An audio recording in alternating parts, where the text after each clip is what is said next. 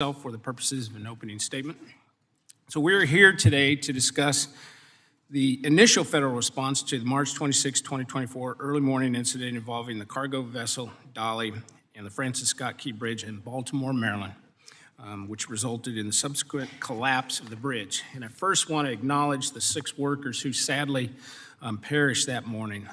And on behalf of the entire committee, I want to express our condolences and offer our prayers to their families and their loved ones. I also want to express the committee's appreciation to the harbor pilot and the Maryland Transportation Authority, police officers who saved countless lives by closing the Key Bridge prior to the incident, and to all the first responders who are obviously involved in that process. And finally, I want to commend the federal, state, and local officials working that night to clear the wreckage and debris, and obviously continuing that effort, and to reopen the shipping channel that supports the port of Baltimore. This committee continues to receive updates from the federal agencies who are responding and investigating the incident, including those testifying here today. So hours after the collapse, President Biden announced his intention for the federal government to pay for the initial cost of reconstructing the Key Bridge. And the committee has received a letter from the administration officially requesting that Congress authorize 100% federal cost share to rebuild the bridge, and I've personally spoken to Governor Moore about the request on a couple of occasions. On March 28th, the state of Maryland applied for funding from the Federal Highway Administration's Emergency Relief Program, commonly called ER. And within hours of receiving the Maryland Department of Transportation's application, the Federal Highway Administration approved $60 million in quick release funding, which it said represented roughly 5% or so of the initial total project cost of $1.2 billion. This funding is intended to assist with eligible repair work, which includes emergency repairs needed to restore essential travel, to minimize damage or protect the remaining facilities, as well as permanent repairs necessary to restore the highway to its pre-disaster condition. Under the ER program, the federal government will reimburse the state qualifying work at 100% federal cost for the first 270 days. After that initial 270 days, states get reimbursed at 80 to 90% rate, depending on the classification of the program. Which the program also provides flexibility to allow for reimbursement up to 90% in some cases. So this past Friday, May 10th, the Federal Highway Administration informed the committee that they had designated a portion of I-695 that includes the bridge as part of the interstate system effective April 29th, meaning that Maryland's reimbursement rate is now going to be guaranteed up to 90%. All that is to say that while the President's request has been received and it's under consideration, Congress still has roughly 6 months to act before any cost share changes might occur. So despite initial estimates of $1.2 billion to rebuild the bridge, media reports now indicate that the state of Maryland estimates that the bridge may cost somewhere between $1.7 and $1.9 billion. So it's important that we have a very firm estimate before we take any further action on the cost share. In addition, if the company that owned and operated the ship is found to be liable, we must make sure that the government actively works to recover any money that is owed. And that could help offset the bridge funding or be used to make the people and companies who obviously rely on and work on the Baltimore Harbor to make them whole. So several members of this committee have visited the site with our federal partners, and for those who wish to go up there and see it for themselves, the committee will continue to facilitate visits on a regular basis. So at this stage, we need to make sure that we are not getting ahead of the facts and let the NTSB and other agencies complete their investigations. But as we continue to learn more, we will ensure that members of Congress have all the information that is available to them. And I do want to thank all of our witnesses for being here today, and I look forward to the testimony. I did talk to the governor just this morning about the hearing coming up, and he's pretty optimistic about the litigation too moving forward. I mentioned that just briefly in my opening statement, but it sounded very interesting and very, very promising. So with that, I will turn to Ranking Member Larson for his statement.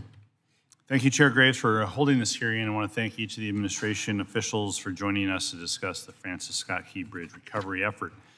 First, like the chair, I want to express my sympathies with the families of the 6 transportation workers who lost their lives while on the job maintaining this important piece of infrastructure.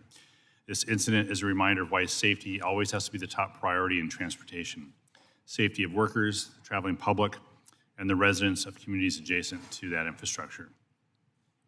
This emergency left in its wake an incredibly complex debris removal challenge, a closed channel and a shuttered port, significant regional economic and global shipping ramifications, and the loss of a bridge essential to freight movement and roadway mobility in the Mid-Atlantic region. Vice Admiral Gautier and General Graham, I want to commend you and your team and your leadership and the tireless efforts of the women and men under your command for their incredible work to safely remove debris and return the channel to the operations that currently exist under extremely challenging circumstances. The degree of difficulty became clear when I visited the site of the collapse last month.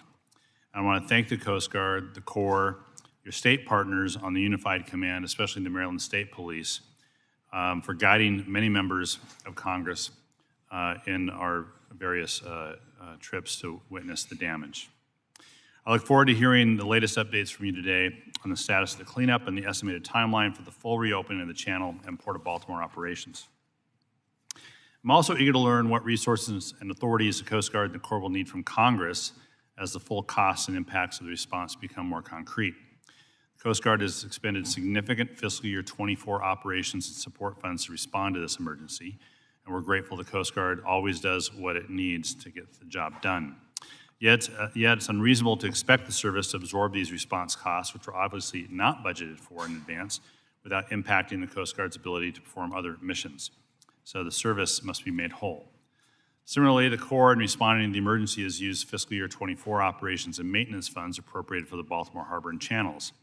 If not replenished, the diverted funding will impact planned maintenance for the Baltimore Harbor once the response is complete and in future years.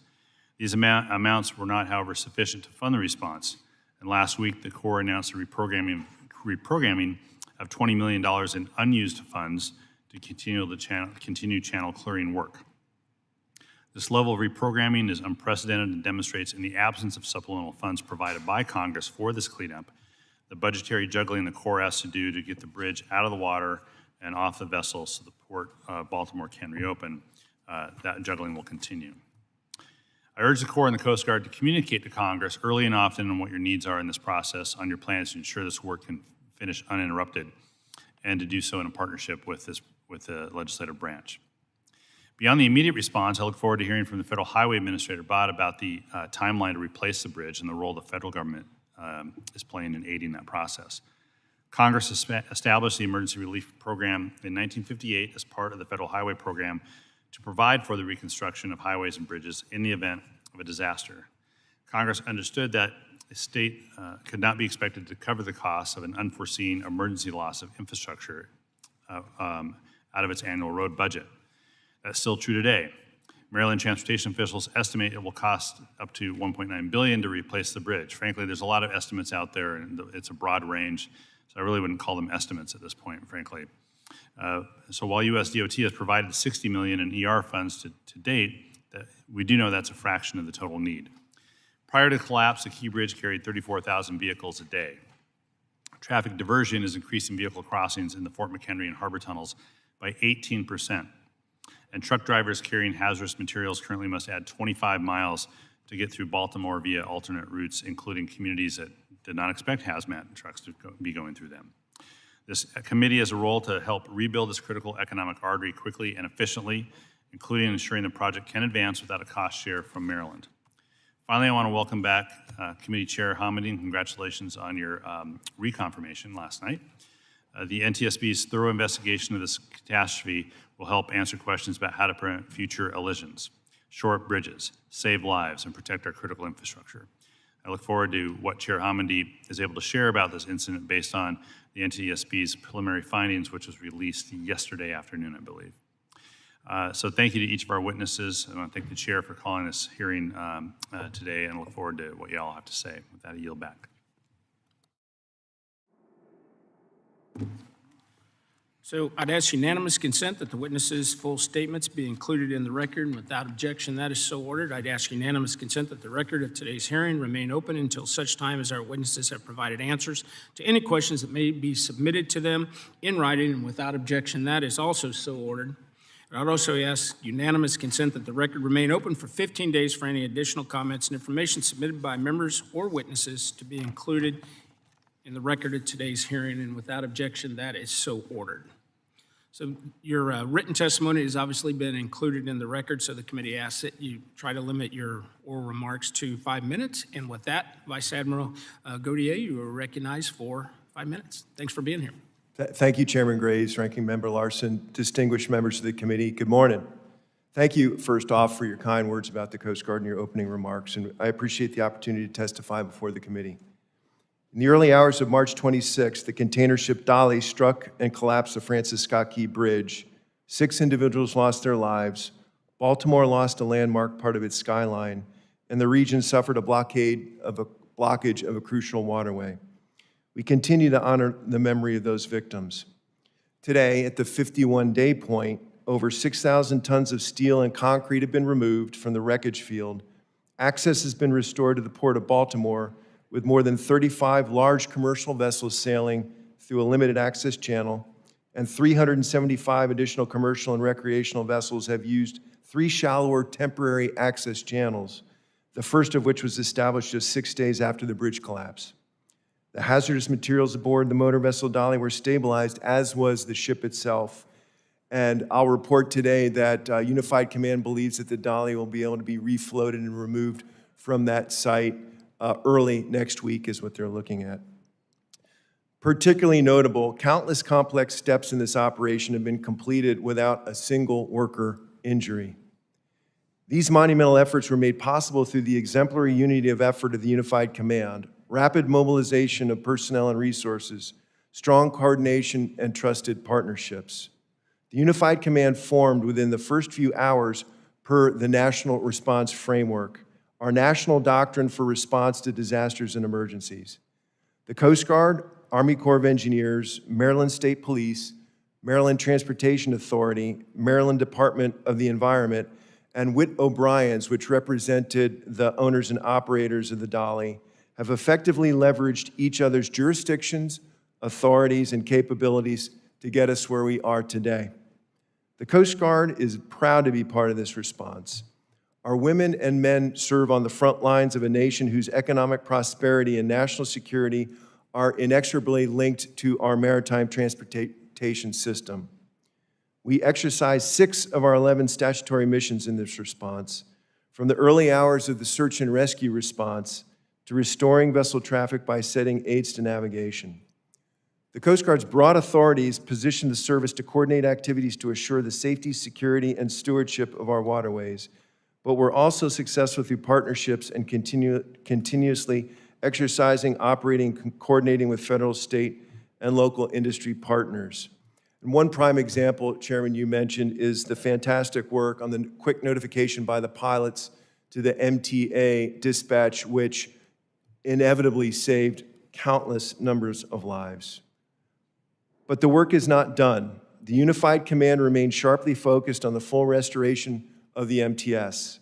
Active investigations continue in parallel with the response, including the Coast Guard's Marine Board of Investigation, our highest level of marine casualty investigation, to determine the incident's causal factors and support the development of preventative recommendations.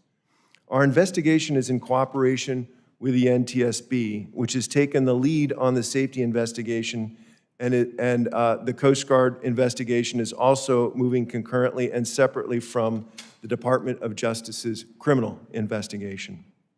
While we look forward to the results of these investigations, it is evident, looking more broadly, that the size and complexity of ships has grown over the years, placing greater demands on our marine transportation infrastructure that may not have kept pace with the increased risks that these vessels pose. It's time for us to more broadly understand these risks. So as Deputy Commandant for Operations, I will be convening a nationwide Board of Inquiry under Title 46 U.S. Code, led by my Assistant Commandant for Prevention Policy, Rear Admiral Wayne Arguin. The purpose will be to assess the efficacy of the Coast Guard suite of risk management tools, evaluate how recently they've been used within major ports, and establish a holistic national-level approach to develop risk profiles, identify ways to address vulnerabilities, and propose actions to reduce the risk of major incidents. This Board of Inquiry is a necessary step to bolster our MTS resiliency and assure the safe and secure and efficient flow of commerce on our waterways. Coast Guard's ready to lead this effort. Thank you for this opportunity and for your enduring support of the Coast Guard, and I look forward to your questions. Next, we have Major General Graham. Thanks for being here. Recognized for 5 minutes. Chairman Graves, Ranking Member Larson, distinguished members of the committee, thank you for the opportunity to testify before you today to discuss the emergency response by the U.S. Army Corps of Engineers to the collapse